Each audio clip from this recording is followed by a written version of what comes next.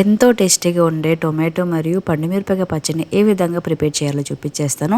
ఈ రెసిపీ కోసం అయితే ముందుగా ఒక హాఫ్ కిలో వరకు టొమాటోల్ని, పావు కిలో వరకు మిర్చిని తీసుకోవాలి.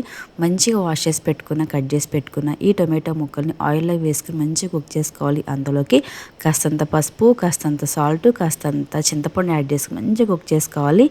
నెక్స్ట్ వచ్చేసి మిక్సీ జార్లోకి మనం కట్ చేసి పెట్టుకున్న ఈ పండుమిరపకాయలు అలానే వెల్లుల్లిపాయ వేసుకుని కూడా మెత్తగా మిక్సీ పట్టుకోవాలి. అదే మిక్సీ జార్లోకి మనం ముందుగానే కుక్ చేసి పెట్టుకున్న ఈ టొమాటో పేస్ట్ మొత్తాన్ని యాడ్ చేసుకుని మెత్తగా మిక్సీ పట్టుకోవాలి.